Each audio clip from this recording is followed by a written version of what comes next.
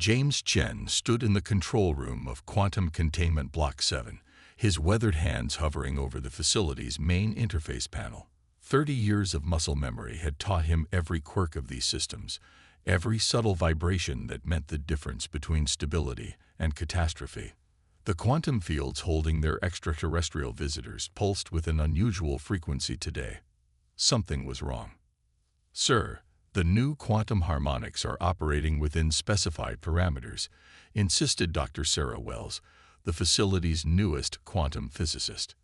Her crisp lab coat and gleaming credentials badge marked her as part of the wave of young experts brought in to modernize the facility.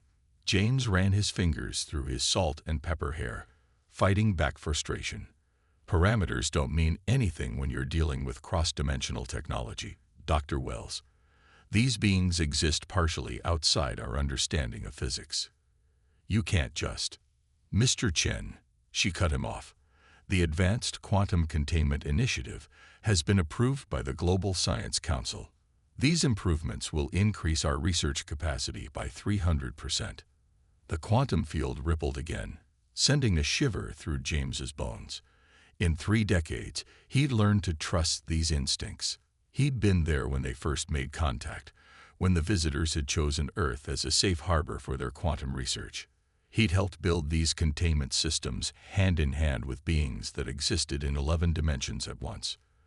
The visitors themselves warned us about forcing quantum harmonization," James said, pulling up the original schematics on his tablet. "Their biology is tied to natural quantum fluctuations. If we try to regulate those patterns too strictly, that's exactly the kind of outdated thinking we're trying to move past." Dr. Wells sighed, tapping commands into the new control system. "The visitors are research subjects, Mr. Chen. We're not here to cater to their preferences." James felt his jaw tighten. "They're not lab rats.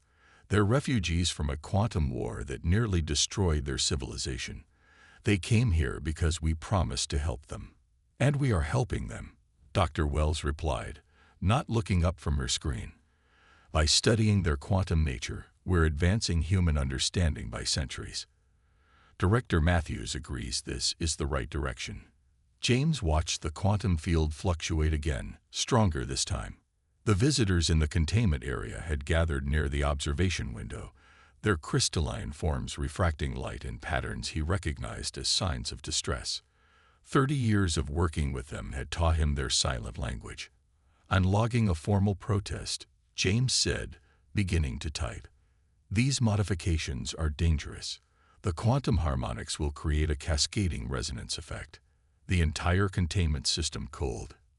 "That's enough, Mr. Chen." Director Matthews' voice cut through the control room. The facility's new director stood in the doorway, his expensive suit a stark contrast to James's worn maintenance uniform. "Dr. Wells informed me you might be resistant to these improvements." James turned to face him. "Sir, I've maintained these systems since first contact. I'm telling you, you're a maintenance engineer, Mr. Chen. Nothing more." Matthews stepped into the room, hands clasped behind his back. "Your experience with outdated systems doesn't qualify you to question the work of our quantum physics team. With all due respect, sir, I've worked alongside these beings for 30 years. I understand their technology in ways that have kept us stagnant." Matthews interrupted. "Your cautious approach has held back research for decades. The Global Science Council demands progress, and Dr. Wells's improvements will deliver it." James looked back at the visitors. Their crystalline bodies were vibrating at frequencies he'd never seen before. "Sir, please, just look at them. They're trying to warn us." "They're reacting to a perfectly normal quantum shift," Dr. Wells said dismissively. "The new harmonics will stabilize within 24 hours. Matthews stepped closer, lowering his voice. "Mr. Chen, your service to this facility has been appreciated.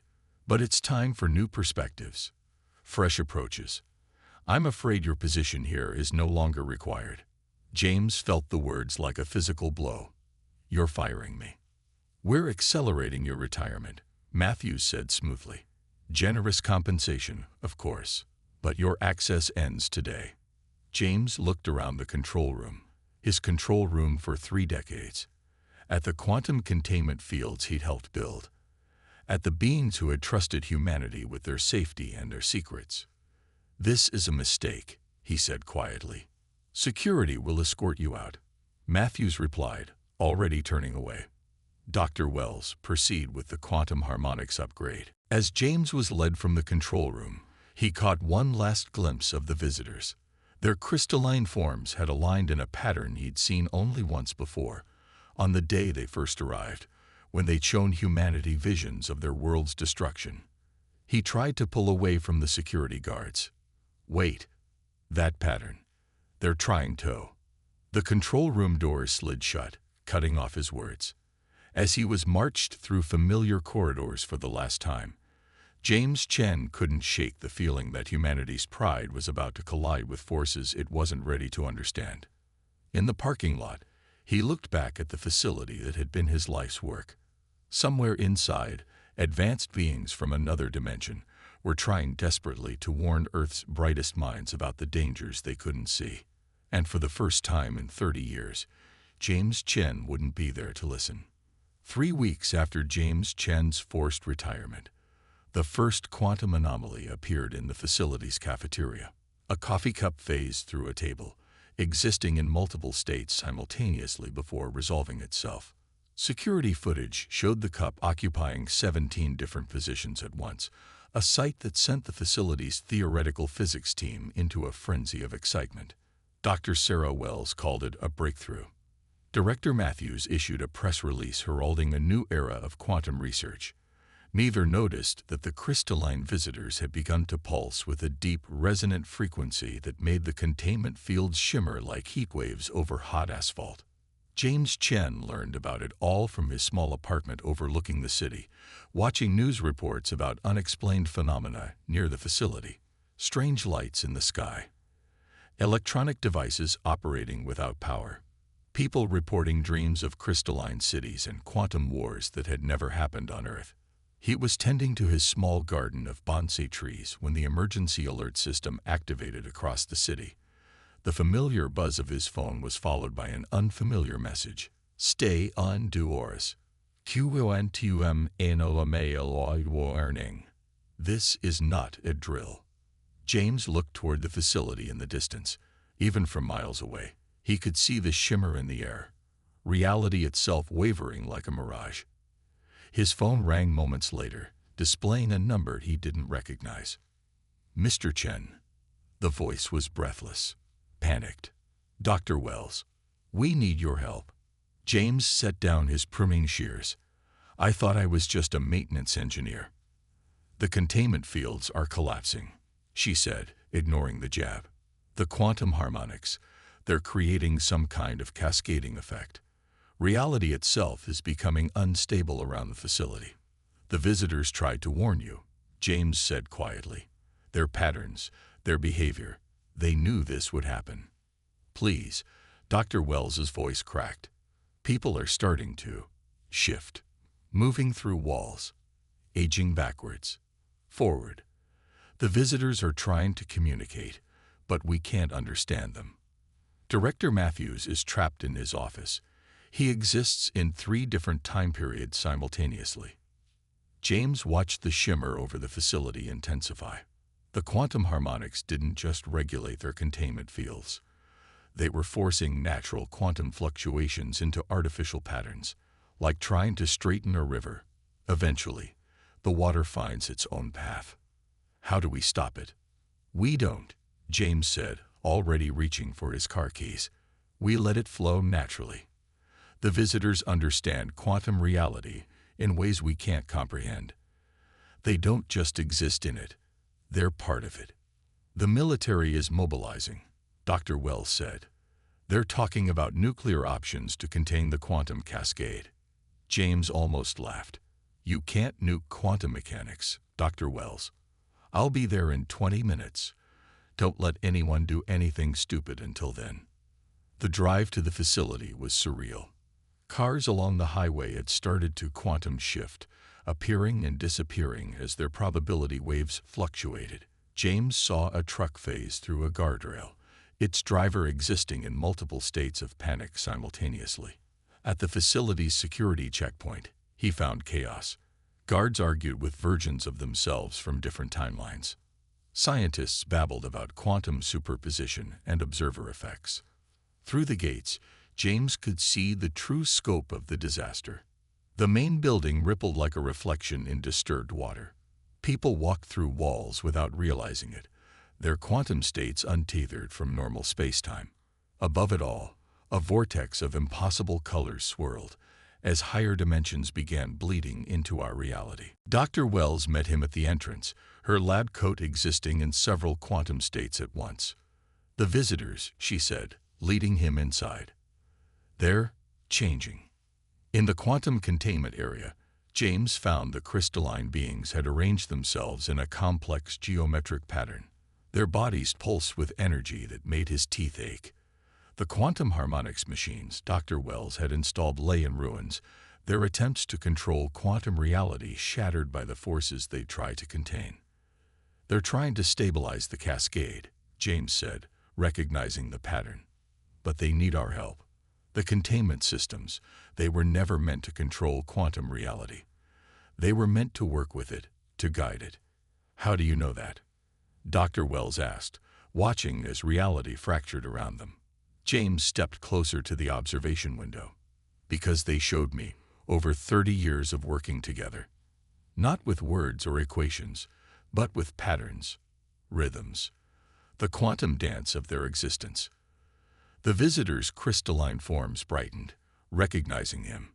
Their pattern shifted, and James felt a familiar resonance. The same feeling he'd had on the day of first contact, when they'd chosen to trust humanity. "We need to reverse everything," he said, moving to the control panel. "Not fight the quantum fluctuations, but work with them, like steering into a skid." Dr. Wells watched as he began shutting down systems, his hands moving with the certainty of decades of experience. "The military will be here soon," she said. "Then we better work fast," James replied, his fingers dancing across familiar controls. "Because if we don't fix this, they won't have a reality left to save." The visitors' pattern intensified, their crystalline bodies humming with power that transcended dimensions. James Chen stood at the heart of a quantum storm, 30 years of experience guiding his every move, racing to prevent the collapse of reality itself. And somewhere, in the quantum chaos above, the sky continued to tear itself apart. James's fingers flew across the control panels as reality buckled around him. The quantum containment chamber hummed with energy as the crystalline visitors maintained their complex geometric pattern, fighting to hold back the cascade of dimensional collapse. "The military's 12 minutes out," Dr. Wells announced, her voice shifting through quantum states as she checked her tablet. "They're bringing quantum dampening devices." James shook his head, not looking up from his work. "Those will only make it worse. You can't fight quantum mechanics with brute force." He gestured to the visitors. "Look at them. They're not trying to contain the quantum fluctuations. They're working with them, like a surfer riding a wave." Through the observation window, the crystalline beings pulsed with increasingly complex patterns. James recognized fragments of their quantum language: urgency, cooperation, fear. But there was something else, something they were trying to tell them. "Dr. Wells," he said suddenly, "bring up the original first contact footage." She looked at him like he'd lost his mind. "What? Now. There's something I need to see." As Dr. Wells pulled up the ancient footage, James watched the visitor's current pattern. The facility shuddered, and another section of reality distorted. Down the hall, someone screamed as they quantum shifted through 3 different ages simultaneously. The footage appeared on the main screen, grainy, 30 years old. James watched as the visitors first emerged from their quantum portal, arranging themselves in. "There," he said, pointing. "That pattern. It's almost identical to what they're doing now." Dr. Wells squinted at the screen. "What does it mean?" "On that day, they were showing us why they came to Earth. Their world was being torn apart by quantum weapons. James turned back to the visitors. They're not just trying to stop the cascade. They're trying to show us how to prevent something worse. The facility's warning systems blared. Quantum collapse accelerating. A computerized voice announced. Critical threshold in 8 minutes. James made a decision. I'm going in there. What? That's insane. Dr. Wells grabbed his arm. The quantum field will tear you apart. No, it won't. James gently removed her hand. They've been teaching me for 30 years. I might not understand the physics, but I understand them. He moved toward the containment chamber's entrance. Keep the military out as long as you can. Before Dr. Wells could protest further, James entered his old security code and stepped into the airlock. Through the thick windows, he could see the visitors' crystalline forms brighten in recognition. The inner door opened, and James Chen stepped into a quantum storm. Reality rippled around him like water, possibilities splitting and recombining with every breath. He felt himself existing in multiple states, his consciousness stretched across quantum probabilities. But at the center of it all, the visitors maintained their unwavering pattern. James walked forward, letting his decades of experience guide him. The visitors had always communicated through geometry, through the dance of quantum states. Now, standing among them, he finally understood why. The crystalline beings shifted, creating a space for him at the center of their formation. James took his place, feeling the quantum energies surge through him. In that moment, he saw what they saw, the delicate web of reality, the interconnected streams of quantum probability. And he saw what they were trying to prevent. The quantum harmonics hadn't just destabilized the local containment fields. They had created a resonance pattern that was spreading, weakening the fundamental forces that held reality together. If it wasn't stopped, the cascade would continue until, "My God," he whispered, understanding at last. It would tear apart the quantum fabric of the entire planet. The visitor's pattern intensified, confirming his realization. But now, standing among them, James could feel what they were trying to do. They weren't fighting the quantum cascade. They were trying to redirect it, to channel its energy into a new pattern. They needed a human consciousness to complete the circuit, someone who understood both human technology and their quantum nature, someone who had spent 30 years learning their ways. James closed his eyes and let himself become part of their pattern. The quantum storm raged around them, reality threatening to unravel at any moment. Through the chamber windows, he could dimly hear Dr. Wells arguing with military personnel who had arrived. But none of that mattered now. James Chen, the maintenance engineer who had spent 3 decades bridging the gap between human and quantum beings, surrendered himself to the pattern. His consciousness expanded across quantum states, guided by the visitors' ancient knowledge. Together, they began to weave a new reality. Outside the chamber, Dr. Wells watched in awe as James and the visitors began to glow with impossible colors. The quantum cascade that had threatened to tear reality apart started to shift, its chaotic energies flowing into new configurations. "What's happening?" demanded a military general who had just arrived. Dr. Wells shook her head, watching as 30 years of unspoken understanding between a human engineer and quantum beings transformed into something extraordinary. "He's showing us," she said quietly, "that some problems can't be solved with force or control. Sometimes, you have to learn to dance with the universe itself." The fate of reality hung in the balance as James Chen and the crystalline visitors rewrote the quantum laws that governed existence itself, one pattern at a time. Time had lost all meaning inside the quantum containment chamber. James Chen existed across multiple states simultaneously, his consciousness intertwined with the crystalline visitors in a dance of quantum probability. Through their shared awareness, he began to understand the true scope of what they faced. The quantum cascade wasn't just a local phenomenon. The visitors had chosen Earth for a reason. The planet sat at a crucial intersection of quantum reality strings, like a cosmic crossroads. Their facility wasn't just a refuge. It was a monitoring station for the quantum fabric of an entire galactic sector. "They're showing me something," James projected his thoughts to Dr. Wells through the quantum field. His voice echoed across multiple frequencies of reality.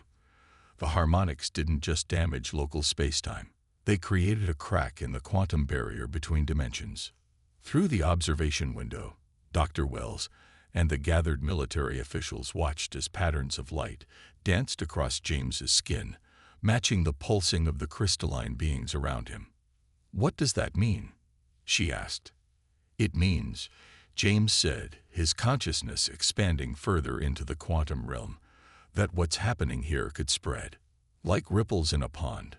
But the pond is reality itself." The military general stepped forward. "Our quantum dampeners would be like throwing rocks at those ripples," James interrupted. "You'd only make the disruption worse." Through his quantum-enhanced awareness, he could see the threads of reality stretching out across space and time. The visitors didn't come here just to escape their war. They came to prevent it from happening again. The crystalline beings shifted their pattern, and James felt a new understanding flood through him. He saw visions of their home dimension, torn apart by weapons that manipulated the quantum fabric of reality itself. He saw how the destruction had cascaded across multiple dimensions, threatening to unravel the very foundation of existence. "They built these monitoring stations across the galaxy," James explained, his voice resonating with newfound knowledge. "Points where they could detect and prevent quantum instabilities. Earth's unique position made it perfect for." He trailed off as a new pattern emerged in his quantum-enhanced vision. Oh, I understand now." "Understand what?" Dr. Wells pressed. "Why they chose me. Why they spent 30 years teaching me their ways." James turned within the quantum field, facing the visitors directly. They knew this would happen. They saw the probability strings. Humanity would eventually discover quantum manipulation, and in our eagerness to understand it, we'd risk the same catastrophe that destroyed their world. The facility shuddered as another quantum shockwave rippled through reality.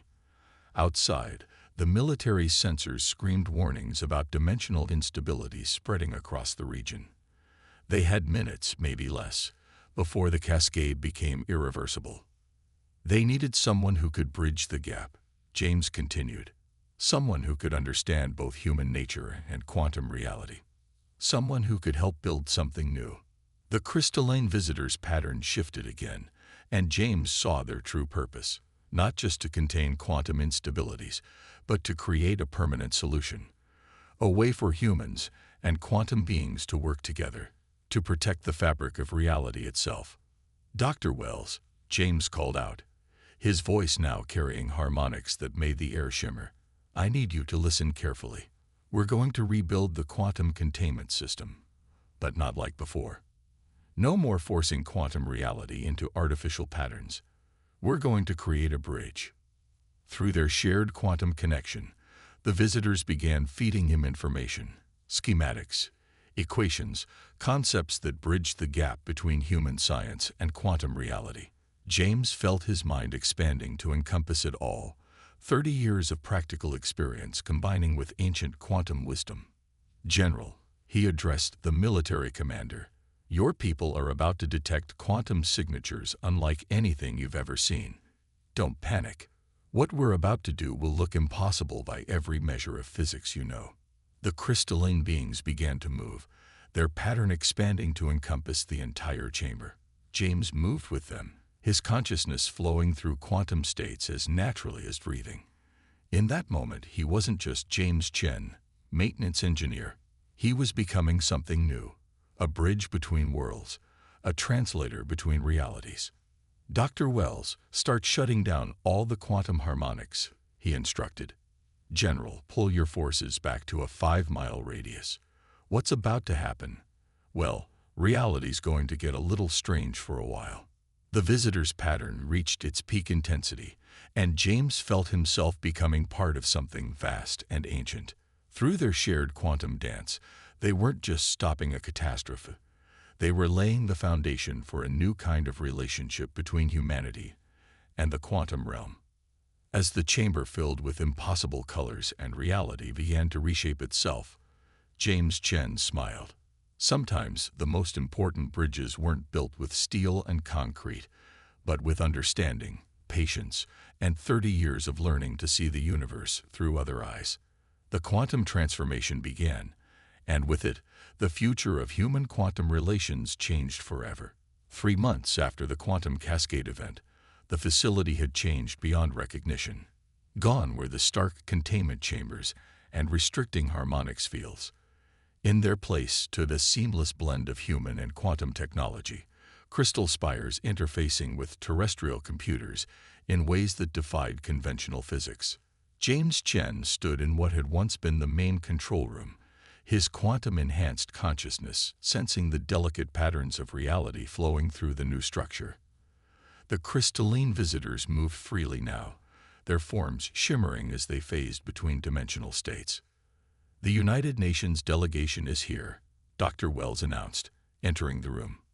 She had changed too, her pristine lab coat replaced by clothing embedded with quantum-sensitive crystals, a sign of her new role as Chief of Human Quantum Relations.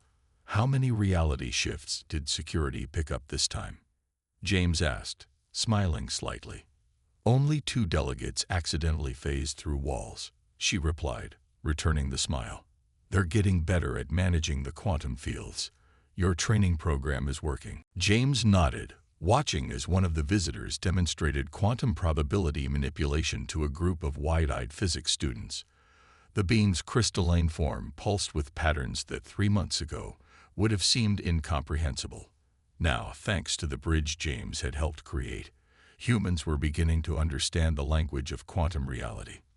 Director Matthews appeared in the doorway, or rather, 3 quantum echoes of him did, before resolving into a single form. The quantum exposure during the cascade had left many facility staff with lingering dimensional effects. "They're ready for you in the conference room, Mr. Chen." James noted the respect in Matthew's voice, a far cry from the dismissal he'd shown 3 months ago. "Thank you, Director. Dr. Wells, would you ask our quantum friends to join us?" The conference room had been redesigned to accommodate both human and quantum beings. The walls shifted through probability states, and the air hummed with the harmonic resonance of multiple dimensions intersecting. Around the table sat representatives from major world governments, leading scientists, and military officials, all here to learn from the quantum visitors and the human who had learned to understand them. "Ladies and gentlemen," James began, his voice carrying subtle quantum harmonics that made it comprehensible across dimensional states. 3 months ago, we stood on the brink of a catastrophe that could have unraveled the fabric of reality itself. Today, we stand at the beginning of a new era of human quantum cooperation. The crystalline visitors arranged themselves in a pattern that radiated approval and agreement. One of them, the same nervous-looking being that James had first befriended 30 years ago, moved forward to demonstrate. Together, they showed the assembled delegates how the new facility worked. Not as a research center or containment facility, but as a true bridge between realities. The quantum beings shared their knowledge freely now, teaching humans how to sense and work with the quantum fabric of reality. In return, humanity offered its unique perspective on existence, the creativity and adaptability that had allowed James to build understanding over 3 decades of patience. "We're establishing similar facilities across the globe," Dr. Wells explained to the delegates, each one positioned at crucial quantum intersections. "With the visitors' help, we're creating a network that will not only protect our reality, but allow us to explore quantum space safely." "And what prevents another cascade?" one of the military officials asked. James gestured to the seamless integration of human and quantum technology around them. "Understanding. We stopped trying to control quantum reality and learned to work with it instead. The visitors weren't just refugees, they were teachers, waiting for us to be ready to learn." The nervous crystalline being pulsed with a pattern that James had come to recognize as their equivalent of laughter. 30 years ago, he had been a maintenance engineer trying to fix machines he barely understood. Now he was something else, a bridge between worlds, a translator of realities.